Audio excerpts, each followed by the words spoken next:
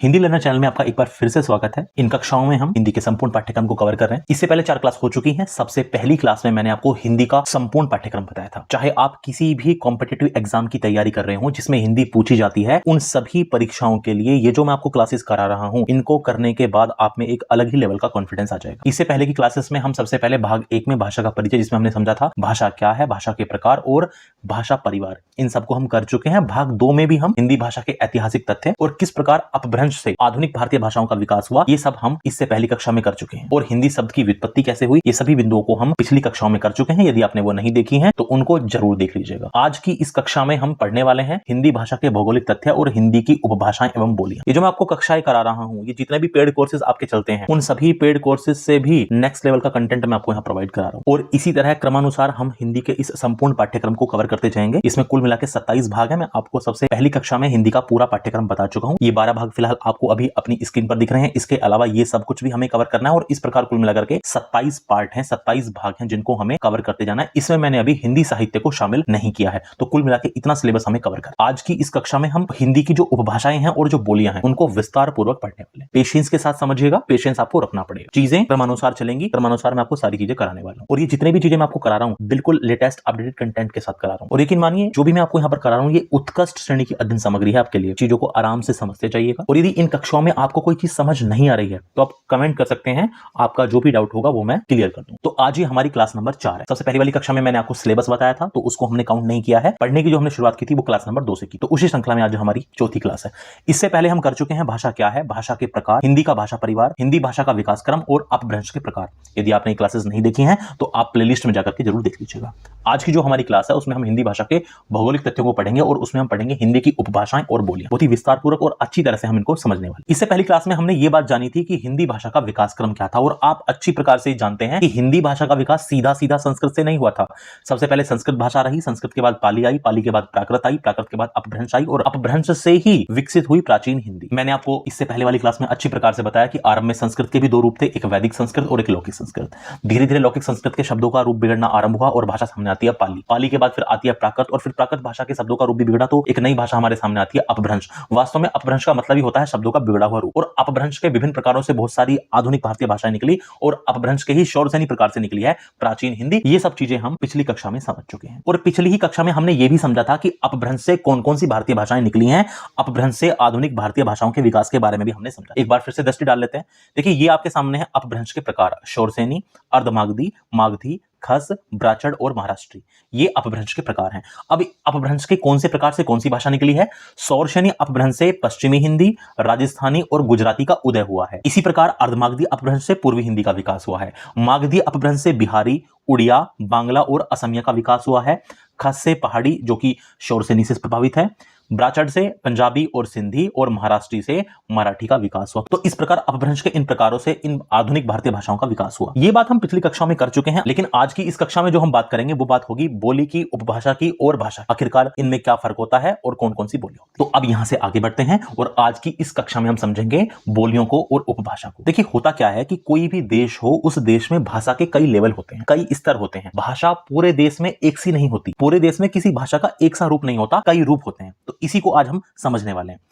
भाषा के कई स्तर या रूप हैं और किसी भी देश में भाषा के अनेक रूप हो सकते हैं। इसी प्रकार भारत में भी भाषा के विविध यानी अनेक रूप हैं और उन अनेक रूपों को हमने कुछ इस कैटेगरी में बांटा है, बोली, उपभाषा और भाषा। अब हमने सबसे पहली क्लास में भाषा की परिभाषा को समझा था कि भाषा जो होती है वो विचार अभिव्यक्ति का एक माध्यम होती है। इसी प्रकार चाहे बोली हो, चाहे उपभाषा हो या भाषा हो, ये सभी विचार अभिव्यक्ति का माध्यम होती हैं। बस फर्क क्या होता है? फर्क ये होता है कि बोली, उपभाषा और भाषा में क्षेत्र का अंतर होता है, एरिया का अंतर होता है। जैसे जो बोली होती है उसका क्षेत्र सीमित होता है, जो उपभाषा होती है उसका क्षेत्र बोली से थोड़ा सा बड़ा होता है और इसी प्रकार जो भाषा होती है उसका क्षेत्र सबसे बड़ा होता है। बोली का जो क्षेत्र होता है वो कम होता है और उपभाषा का क्षेत्र बोली से थोड़ा सा बड़ा होता है और भाषा का क्षेत्र बहुत ज्यादा बड़ा होता है, इन दोनों से ज्यादा बड़ा। तो मेरे कहने का अभिप्राय ये हुआ कि बोली में, उपभाषा में और भाषा में क्षेत्र का अंतर है कि वो कितने क्षेत्र में बोली जाती है, कि वो किस एरिया में यूज की जाती है। बोली थोड़े कम एरिया में यूज की जाती है, उपभाषा उससे ज्यादा और भाषा उससे भी ज्यादा। तो इनमें केवल किसका अंतर होता है? क्षेत्र का अंतर होता है। अब एक एक करके समझ लेते हैं बोली, उपभाषा और भाषा को। सबसे पहले बात करते हैं बोली की। बोली क्या होती है? एक छोटे क्षेत्र में बोली जाने वाली विचार अभिव्यक्ति की इकाई या विचार अभिव्यक्ति का माध्यम ही बोली कहलाता है। जिस प्रकार भाषा के माध्यम से हम अपने विचारों को व्यक्त करते हैं, इसी प्रकार बोली के माध्यम से भी हम अपने विचार को ही व्यक्त करते हैं। और भाषा का वह रूप बोली कहलाता है जिसका प्रयोग साधारण जन अपने भावों की अभिव्यक्ति के लिए अपने घरों में या अपने समूहों में या अपने क्षेत्रों में करते हैं। अर्थात भाषा का जो क्षेत्रीय रूप होता है वो बोली कहलाता है। अपने लोकल एरिया में जो लैंग्वेज हम बोलते हैं वही क्या होती है? बोली होती है। बोली का प्रयोग एक सीमित दायरे में होता है, अर्थात प्रत्येक बोली का एक सीमित दायरा होता है। वो एक अलग बात है कि समय के साथ कुछ बोलियां भाषा के स्तर तक पहुंच चुकी हैं, वो मैं आपको समझाने वाला हूं। इसके अलावा ध्यान रखिएगा, बोली में साहित्य रचना नहीं होती, लिटरेचर की रचना बोली में नहीं होती है, लेकिन बोली में लोकगीतों की रचना होती है। जो क्षेत्रीय संगीत होता है उसकी रचना बोली में की जाती है। तो ये तो बात रही बोली की। अब हम समझते हैं उपभाषा को। उपभाषा क्या होती है? उपभाषा को विभाषा भी कह दिया जाता है। बात की जाए उपभाषा की, तो अगर किसी बोली में साहित्य रचना होने लगती है और बोली के क्षेत्र का विस्तार हो जाता है तो वह बोली ना रहकर उपभाषा बन जाती है। लेकिन आपको एक बात समझनी पड़ेगी, वर्तमान में हम पाते हैं कि बोली और उपभाषा में अब लगभग कोई अंतर नहीं रह गया है, क्योंकि समय के साथ बोलियों का क्षेत्र बहुत बड़ा हो गया है और वो भाषा स्तर तक पहुंच चुकी हैं। हमने बोली के बारे में जाना, उपभाषा के बारे में जाना, अब बात करते हैं भाषा की। भाषा क्या होती है?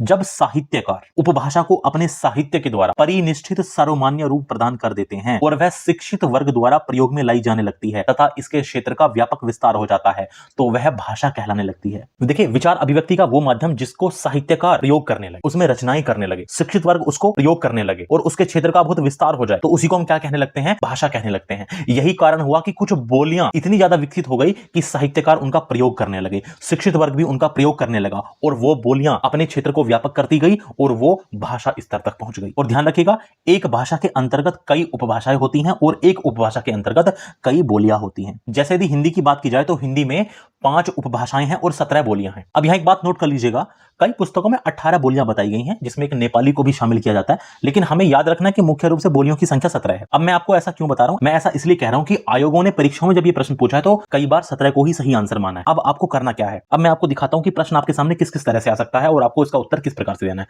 देखिए, यदि प्रश्न आपके सामने इस प्रकार से आ जाए, हिंदी में बोलियों की संख्या है और आपके पास विकल्प कुछ इस प्रकार से हो जिसमें 15, 17, 18 और 20, 17 भी हो और 18 भी हो, तो ऐसी परिस्थिति में जो हमारा आंसर हो जाएगा वो होगा उत्तर 17। लेकिन यदि प्रश्न इस प्रकार से आता है कि हिंदी में बोलियों की संख्या है और इसमें 17 विकल्प में नहीं है, 18 है, तो फिर उस केस में हम इसका आंसर 18 देंगे। ये बात ध्यान रखें। तो आइए अब जानते हैं हिंदी की उपभाषाएं और बोलियों के बारे में। हिंदी की उपभाषाएं कौन कौन सी हैं और बोलियां कौन कौन सी हैं, तो इनको हम एक टेबल के रूप में समझते हैं। सबसे पहले ऊपर लिखेंगे भाषा हिंदी और फिर इसको 3 पार्ट में डिवाइड कर लेंगे, उपभाषा, बोली और उसकी बोली का क्षेत्र। अब एक एक करके हम उपभाषा को समझेंगे और उस उपभाषा के अंदर कौन कौन सी बोली हैं उनको समझेंगे। सबसे पहले जो हिंदी की उपभाषा है वो है पश्चिमी हिंदी। इस पश्चिमी हिंदी उपभाषा के अंतर्गत 5 बोलियां आती हैं। उनमें जो सबसे पहली बोली है वो है खड़ी बोली, इसको हम कोरवी भी कहते हैं और इस बोली का जो क्षेत्र है वो है मेरठ, दिल्ली, सहारनपुर, बिजनौर यानी पश्चिमी उत्तर प्रदेश के आसपास का क्षेत्र। पश्चिमी हिंदी की ही दूसरी बोली है बांगरू, जिसको हम हरियाणवी भी कहते हैं और इसका जो मुख्य क्षेत्र है वो है हरियाणा में रोहतक के आसपास का क्षेत्र। पश्चिमी हिंदी की ही तीसरी बोली है ब्रजभाषा और ब्रजभाषा बोली का क्षेत्र उत्तर प्रदेश में मथुरा और आगरा के आसपास का क्षेत्र है। पश्चिमी हिंदी की ही अगली बोली है बुंदेली और बुंदेली का क्षेत्र है छतरपुर। पश्चिमी हिंदी की ही अगली बोली है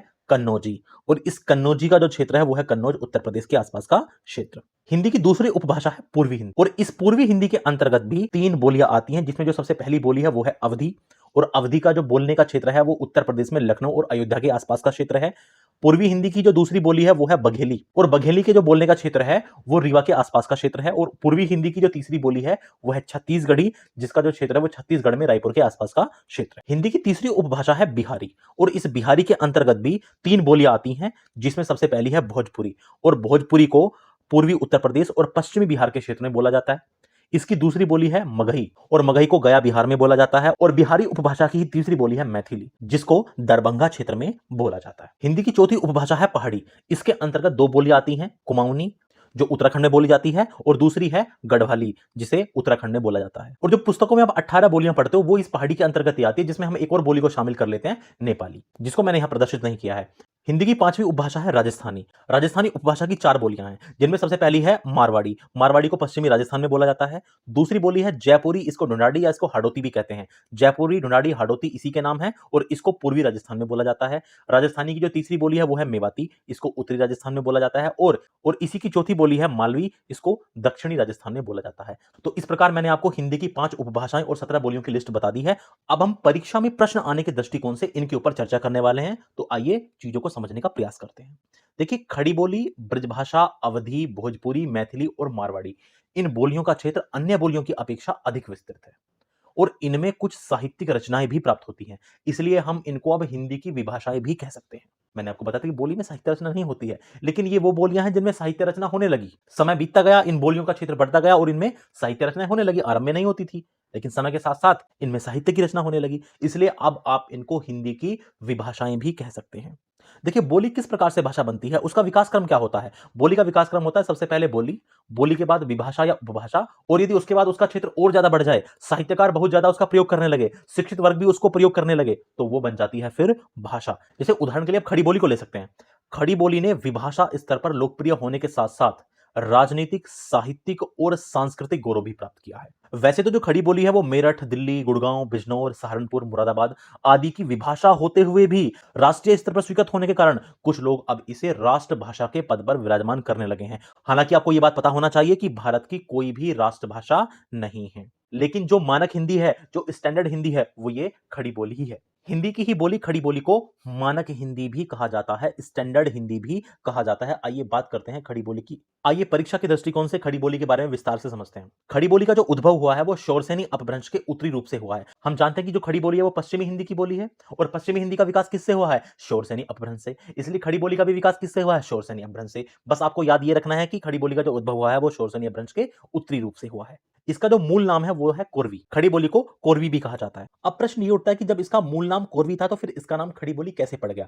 याद रखिएगा, साहित्यिक भाषा बनने के बाद इसका नाम खड़ी बोली पड़ा। इसका सबसे पहले प्रयोग लल्लू लाल जी ने अपनी रचना प्रेम सागर के मुख्य पृष्ठ पर किया था। मैंने क्या समझाया? जब ये साहित्यिक भाषा बन गई तब इसका नाम खड़ी बोली पड़ा। और सबसे पहले प्रयोग किसने किया? लल्लू लाल जी ने। कहां किया? अपनी रचना प्रेम सागर के मुख्य पृष्ठ पर किया। इसके बारे में आपको एक और बात ध्यान रखनी है कि खड़ी बोली शब्द का प्रयोग दो अर्थों में होता है। एक तो साहित्यिक हिंदी के अर्थ में, और दूसरा दिल्ली मेरठ के आसपास की लोक बोली के अर्थ में। अर्थात दिल्ली मेरठ के आसपास की जो लोकल लैंग्वेज है, दिल्ली मेरठ की जो क्षेत्रीय भाषा है, उसके अर्थ में भी खड़ी बोली शब्द का ही प्रयोग होता है। और याद रखिएगा, यहां दूसरा अर्थ अधिक प्रयुक्त होता है, जिसके आधार पर राहुल सांकृत्यायन ने इसे कोरवी नाम दिया था। अब इसका ये कोरवी नाम भी कैसे पड़ा था, इस बात को समझिए। आपने इतिहास में 600 ईस्वी पूर्व में 16 महाजनपदों के बारे में पढ़ा होगा, और उन 16 महाजनपदों में से ही एक महाजनपद था कुरु महाजनपद। और ये कुरु महाजनपद था ही कहां पर? दिल्ली से लेकर के मेरठ के क्षेत्र तक। और इस कुरु से ही शब्द बना है कौरव, और कौरवों की भाषा कोरवी। तो इस प्रकार राहुल सांकृत्यायन ने इस आधार पर इसका नाम कोरवी रखा था। आइए जानते हैं खड़ी बोली को और किस किस नाम से जाना जाता है। खड़ी बोली के जो अन्य नाम है वो है कोरवी, को हम हिंदुस्तानी भी कहते हैं, इसको नागरी भी कहा जाता है, इसको टकसाली हिंदी भी कहा जाता है, खड़ी बोली को सरहिंदी भी कहा जाता है, खड़ी बोली को वर्नाक्युलर भी कहा जाता है, और इस खड़ी बोली को ही मानक हिंदी भी कहा जाता है। याद रखिएगा, परीक्षा में इससे प्रश्न आ चुका है। अब बात करते हैं खड़ी बोली के बारे में, आखिरकार विवाद क्या है। देखिए, खड़ी बोली में खड़ी शब्द के अर्थ में विवाद है। अब जो खड़ी शब्द का अर्थ है, कुछ लोग खड़ी का अर्थ मानते हैं खरी, खरी मतलब शुद्ध। कुछ लोग इसे खड़ी पाई के अर्थ में लेते हैं। खड़ी पाई समझते हो? हिंदी के वर्णों में जो खड़ा डंडा होता है उसी को खड़ी पाई कहते हैं। जैसे ये का शब्द देख रहे हो, इस का शब्द के बाद ये जो डंडा आपको दिख रहा है खिंचा हुआ, इसी को खड़ी पाई कहते हैं। जैसे इस ए में आप ये खड़ा हुआ डंडा देख रहे हो, इसी को खड़ी पाई कहते हैं। जैसे ही खड़ी बोली शब्द लिखा हुआ है, इसमें जो ई की मात्रा में जो खड़ा डंडा है, इसी को खड़ी पाई कहते हैं। जैसे इस लै में जो खड़ा डंडा है, इसी को खड़ी पाई कहते हैं। जैसे इस बै के बाद जो ओ की मात्रा है, इसमें जो खड़ा डंडा है, इसी को खड़ी पाई कहते हैं। जैसे इस बै में जो आपको खड़ा डंडा दिख रहा है, इसी को खड़ी पाई कहते हैं। हिंदी वर्णों में जो ये ऊपर सीधी रेखा खींची जाती है, इसको हम कहते हैं शिरोरेखा। और हिंदी में जो ये ऊर्ध्वाधर डंडा खींचा होता है, इसी को हम खड़ी पाई कहते हैं। तो कुछ लोग इसे खड़ी पाई के अर्थ में लेते हैं, और कुछ लोग इसे खड़ी अर्थात कर्कश ध्वनि अर्थात कानों में चुभने वाली भाषा के रूप में इसका अर्थ मानते हैं। तो खड़ी बोली के अर्थ में ये विवाद भी रहे हैं। हालांकि अब इन विवादों का कोई अर्थ नहीं है, खड़ी बोली को मानक हिंदी माना जाता है। अब जो बात मैं आपको समझाने जा रहा हूं वो बहुत ही ज्यादा इंपॉर्टेंट है। अब हम जानेंगे कि आधुनिक काल में खड़ी बोली को कितने पार्ट में डिवाइड करते हैं और कौन कौन उस काल में प्रमुख रचनाकार रहे हैं। तो देखिए, आधुनिक कालीन हिंदी में खड़ी बोली को हम 6 वर्गों में डिवाइड करते हैं, 6 वर्गों में विभाजित करते हैं। और वो 6 वर्ग कौन कौन से हैं? वो है पूर्व भारतेंदु युग, भारतेंदु युग, द्विवेदी युग, छायावाद युग, प्रगतिवादी युग और प्रयोगवादी। अब इनके बारे में बहुत आराम से समझने का प्रयास करेंगे और ध्यान से आपको चीजों को समझना है। सबसे पहले बात करते हैं पूर्व भारतेंदु युग की। देखिए, इन युगों की बात मैं खड़ी बोली के संदर्भ में कर रहा हूं, और खड़ी बोली में भी आधुनिक कालीन हिंदी, हिंदी के भी 3 काल हैं, पुरानी हिंदी, मध्यकाल की हिंदी और आधुनिक काल की हिंदी, जो कि मैं आपको लास्ट क्लास में समझा चुका हूं, इनका समय काल समझा चुका हूं। मैं बात कर रहा हूं आधुनिक काल की हिंदी की खड़ी बोली की, और उसको हम 6 पार्ट में डिवाइड कर रहे हैं, और वो 6 पार्ट आपके सामने कुछ इस प्रकार से हैं। और उसमें भी हम खड़ी बोली के संदर्भ में बात कर रहे हैं पूर्व भारतेंदु युग की। और ये जो पूर्व भारतेंदु युग है, ये खड़ी बोली का वह काल है जो वर्ष 1800 से स्टार्ट हुआ। खड़ी बोली गद्य के आरंभिक रचनाकारों में सदा सुखलाल, इंशाअल्लाह खां, लल्लू लाल जी और सदल मिश्र के नाम उल्लेखनीय है। और याद रखिएगा, इस काल की जो खड़ी बोली थी वो उर्दू से प्रभावित थी। पूर्व भारतेंदु युग यानी वर्ष 1800 के आसपास की जो खड़ी बोली थी वो उर्दू से बहुत ज्यादा प्रभावित थी, अर्थात उर्दू का अच्छा खासा प्रभाव इस खड़ी बोली पर था। इसके बाद बात करते हैं भारतेंदु युग की। भारतेंदु युग की बात की जाए तो ये काल 1850 से 1900 के बीच का है। इस युग में हिंदी गद्य साहित्य की विविध विधाओं का ऐतिहासिक कार्य हुआ और सही मायने में हिंदी गद्य का बहुमुखी रूप का विकास इसी काल में हुआ, भारतेंदु युग में ही हुआ। और इस युग के जो प्रमुख रचनाकार हैं वो हैं भारतेंदु हरिश्चंद्र, प्रताप नारायण मिश्र, बद्री नारायण, राधाचरण गोस्वामी और जगमोहन सिंह। हालांकि इस काल में भी मुख्य रूप से कविताएं तो ब्रजभाषा में ही लिखी जाती थी, लेकिन गद्य में खड़ी बोली का प्रयोग होता था। इसके बाद आता है द्विवेदी युग। द्विवेदी युग 1900 से 1920 के बीच का काल है। इस काल में 1903 में आचार्य महावीर प्रसाद द्विवेदी ने सरस्वती पत्रिका के संपादक का कार्यभार संभाला और वे सरल एवं शुद्ध हिंदी भाषा के प्रयोग के पक्षधर थे। इस काल में ब्रजभाषा और खड़ी बोली का विवाद समाप्त हो गया और खड़ी बोली में भी सुंदर सुंदर कविताएं लिखी जाने लगी। इससे पहले जो काव्य रचनाएं होती थी वो ब्रजभाषा में होती थी, खड़ी बोली केवल गद्य के लिए प्रयोग होती थी, लेकिन इस काल तक आते आते खड़ी बोली में भी कविताएं लिखी जाने लगी और ब्रजभाषा अब सीमित होकर बोली रह गई और खड़ी बोली अब भाषा बन गई जिसे हिंदी भाषा माना जाता है। और इस काल के जो प्रतिनिधि कवि हैं वो हैं मैथिली शरण गुप्त और इनके अलावा बाबू श्याम सुंदर दास, सरदार पूर्ण सिंह और चंद्रधर शर्मा गुलेरी। ये इस युग के प्रमुख कवि हैं, द्विवेदी युग के प्रमुख कवि हैं। इसके बाद आता है छायावादी युग। छायावादी युग 1918 से 1936 के बीच का समय है, जो खड़ी बोली हिंदी के साहित्य विकास में महत्वपूर्ण योगदान रखता है। और इस काल के प्रमुख कवि हैं जयशंकर प्रसाद, हरिवंश राय बच्चन, सुमित्रा नंदन पंत, सूर्यकांत त्रिपाठी निराला, महादेवी वर्मा और रामकुमार वर्मा। ये छायावादी युग के प्रमुख रचनाकार हैं और इन्होंने भी खड़ी बोली हिंदी साहित्य में महत्वपूर्ण योगदान दिया। इसके बाद आता है प्रगतिवादी युग। प्रगतिवादी युग 1936 से 1946 के बीच का काल है। इस युग में कवियों को न राष्ट्र की चिंता थी न दीन दुखियों की, उन्हें वास्तविक जीवन में बस निराशा दिखाई देती थी। दलितों, शोषितों और अत्याचार पीड़ितों के प्रति सहानुभूति, आर्थिक विषमताओं तथा शोषण का वर्णन करके कवि सामाजिक क्रांति का आह्वान करने लगे, रचनाकार सामाजिक क्रांति को बढ़ावा देने लगे। और इस काल के जो प्रमुख कवि हैं वो है मुंशी प्रेमचंद, सुमित्रा नंदन पंत, सूर्यकांत त्रिपाठी निराला, नरेंद्र शर्मा, रामधारी सिंह दिनकर और नागार्जुन। इसके बाद आता है प्रयोगवादी युग। इस युग के जो प्रमुख कवि हैं वो हैं सच्चिदानंद हीरानंद अग्गे, गिरिराज कुमार माथुर, रामविलास शर्मा और धर्मवीर भारती। तो इस प्रकार आधुनिक कालीन हिंदी में हमने खड़ी बोली को 6 भाग में डिवाइड किया। तो ये तो बात रही खड़ी बोली की। अब हम बात करेंगे पश्चिमी हिंदी उपभाषा की ही एक और बोली ब्रजभाषा की। ब्रजभाषा का विकास शोरशनी अपभ्रंश के मध्यवर्ती रूप से हुआ है। भारत देश के बाहर तुजबेकिस्तान में ब्रजभाषा बोली जाती है जिसे ताजुबेकी ब्रजभाषा कहा जाता है। और सबसे इंपॉर्टेंट बात यह है कि कृष्ण भक्ति काव्य की यह एकमात्र भाषा है और लगभग सारा का सारा रीतिकालीन साहित्य, रीतिकाल का साहित्य ब्रजभाषा में ही है। इस ब्रजभाषा में जो आप ये ब्रज शब्द देख रहे हो, प्राचीन काल में ब्रज शब्द का प्रयोग पशुओं और गायों के समूह के लिए होता था। इस ब्रजभाषा का ही अन्य नाम है अंतर्वेदी। ब्रजभाषा को अंतर्वेदी भी कहा जाता है। और याद रखिएगा, साहित्यिक दृष्टि से ब्रजभाषा हिंदी की सबसे महत्वपूर्ण बोली है। साहित्य के दृष्टिकोण से देखा जाए, लिटरेचर के दृष्टिकोण से देखा जाए तो जो ब्रजभाषा है वो हिंदी की सबसे महत्वपूर्ण बोली है। बात की जाए ब्रजभाषा के कुछ प्रमुख रचनाकारों की तो वे इस प्रकार से हैं। भक्तिकालीन रचनाकारों में सूरदास और नंददास का नाम आता है जिन्होंने ब्रजभाषा का प्रयोग किया। रीतिकाल में बिहारी और कवि भूषण का और आधुनिक काल में भारतेंदु हरिश्चंद्र का। और याद रखिएगा, तुलसीदास जी ने भी अपनी कुछ रचनाएं ब्रजभाषा में की हैं जैसे कवितावली और विनय पत्रिका। और बात करें यदि ब्रजभाषा के श्रेष्ठ कवि की तो याद रखिएगा सूरदास ब्रजभाषा के श्रेष्ठ कवि थे। अब मैं सामान्य जानकारी के लिए ब्रजभाषा के कुछ शब्दों को आपको दिखाता हूं। आइए सामान्य जानकारी के लिए ब्रजभाषा के कुछ शब्दों को देखते हैं। जैसे ब्रजभाषा में स्त्री को तिरिया कहते हैं, रस्सी को लेज कहते हैं, गांव को गांव कह देते हैं, साहब को साहब कह देते हैं, अनाज को निज, उजाला को उजितो, लड़की को मौड़ी, बढ़ई को खाती, आलस्य को आलकस, चाबी को तारी, दूध को दूध, कंघी को ककई, घड़ा को जहरी, मां को मैतारी, झगड़ा को झगड़ो या रासो भी कह देते हैं, पंखा को बीजना, उपद्रवी को पुंगा, दांत को दांतन। ये मैंने आपको सामान्य जानकारी के लिए कुछ शब्द बताए जिनको ब्रजभाषा में कुछ इस प्रकार से प्रोनाउंस किया जाता है। जैसे हम एक चीज और पाते हैं कि लय और अड़य के स्थान पर रै कर दिया जाता है। जैसे पड़ा को परियो, झगड़ा को झगड़ो, पीला को पीरो। ये अब समझते हैं बुंदेली के बारे में। बुंदेली का विकास भी शोरसेनी अपभ्रंश से हुआ है। बुंदेली राजपूतों के कारण मध्य प्रदेश तथा उत्तर प्रदेश की सीमा के झांसी और छतरपुर के आसपास के भागों को बुंदेलखंड कहते हैं और इसी बुंदेलखंड की ही बोली है बुंदेली। उच्चारण की दृष्टि से ब्रजभाषा और बुंदेली में बहुत कम अंतर होता है। बात करें बुंदेली के प्रमुख कवियों की तो उसमें सबसे पहले नाम आता है केशव दास का, पद्माकर का, भूषण का, लाल कवि का, गंगाधर व्यास का और जगनिक का। ये प्रमुख बुंदेली कवि हैं। तो सामान्य जानकारी के लिए एक बार बुंदेली के कुछ शब्दों को देखते हैं। बुंदेली में शब्द के बीच में रै का लोप पाया जाता है। जैसे सारे को कहते हैं साय, तुम्हारा को तुमाओ, भारी को भाई।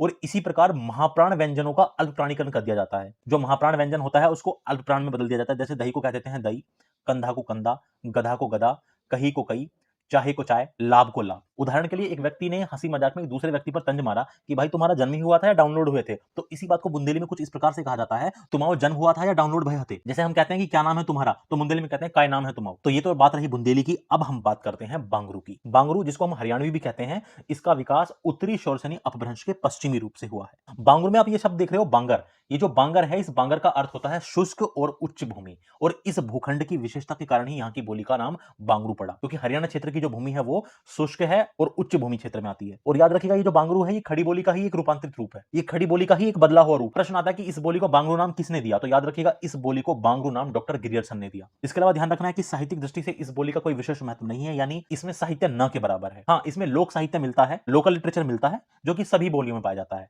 वो इसमें भी है। आइए सामान्य जानकारी के लिए बांगरू के कुछ शब्दों को देखते हैं। जैसे जैसे बांगरी में रजाई को सोड़ कहते हैं, रस्सी को कहते हैं बाण, प्रकाश को कहते हैं चांदना, सफेद को कहते हैं दौड़ा, धूप को कहते हैं घाम, अंगूठे को कहते हैं गुट्ठा, अंदर को कहते हैं भित्तर, ठंडा को कहते हैं सीला, चीटी को कहते हैं कीड़ी, लड़का को कहते हैं छोरा, और छीना झपटी को कहते हैं खोसा खोसी। ये कुछ शब्द मैंने आपको बताए केवल सामान्य जानकारी के लिए। अब इसके बाद जो अगली बोली है वो है अवधी। अवधी का अर्थ होता है अवध की भाषा। अब ये अवध नाम कहां से आया? अवध नाम का सूबा भारतवर्ष के मध्यकालीन शासन में प्रसिद्ध था। इतिहास में आप प्राचीन भारत के बाद आप जब मध्यकालीन भारतीय इतिहास पढ़ते हो तो वहां पर आपको अवध का नाम मिलता है। इसका नाम अयोध्या के आधार पर किया गया है। प्राचीन काल में बात की जाए तो इसके पहले इतिहास में यही प्रदेश कोसल के नाम से विख्यात था। जब बात करते हैं हम 16 महाजनपदों की, तो उस समय ये कोसल के नाम से विख्यात था। अयोध्या के लिए अवध शब्द का प्रयोग साहित्य में भी मिलता है, बस इसी आधार पर इस क्षेत्र की बोली का नाम अवधी रखा गया है। ध्यान रखने वाली बात यह है कि यह मुख्य रूप से उत्तर प्रदेश के लखनऊ, उन्नाव, रायबरेली, सीतापुर, बाराबंकी, गोंडा, बहराइच, सुल्तानपुर, प्रतापगढ़, फैजाबाद, लखीमपुर खीरी जिलों में बोली जाती है। अवधी के बारे में जो सबसे इंपोर्टेंट बात है वो ये है कि सूफी काव्य और राम भक्ति काव्य की भाषा अवधी है। जैसे कृष्ण भक्ति काव्य की भाषा ब्रज भाषा है,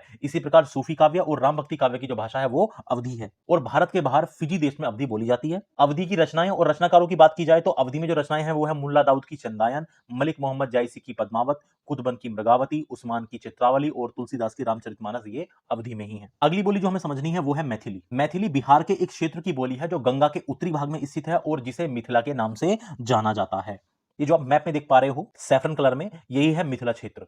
और मैथिली को दरभंगा, मुजफ्फरपुर, मुंगेर और भागलपुर जिलों में विशुद्ध रूप से बोला जाता है। यदि ब्रजभाषा को सूरदास ने, अवधी को तुलसीदास ने चरम उत्कर्ष पर पहुंचाया, तो मैथिली को जो चरम उत्कर्ष पर पहुंचाने का कार्य किया वो विद्यापति की रचना पदावली ने किया। और आइए अब सबसे अंत में बात करते हैं भोजपुरी। महात्मा बुद्ध के समय 16 महाजनपदों में से एक था मल्ल। इसी महाजनपद में राजा भोज के वंशजों ने आकर अपना नया राज्य स्थापित किया और अपनी राजधानी का नाम रखा भोजपुर। और यह भोजपुर वर्तमान में बिहार के शाहबाद जिले, जो बाद में आरा और रोहतास में टूट गया था, उसी में एक गांव है। और इसी भोजपुर गांव के आधार पर इस क्षेत्र की बोली का नाम भोजपुरी पड़ा। भोजपुरी को कहां बोला जाता है? भोजपुरी उत्तर प्रदेश के पूर्वी और बिहार के पश्चिमी भाग में मुख्य रूप से बोली जाती है। और यदि आपसे पूछा जाए कि हिंदी की सबसे ज्यादा बोली जाने वाली बोली कौन सी है, तो वो भोजपुरी ही है। भोजपुरी हिंदी की सबसे अधिक बोली जाने वाली बोली है। और इतना ही नहीं, भोजपुरी का प्रयोग विदेशों में भी होता है।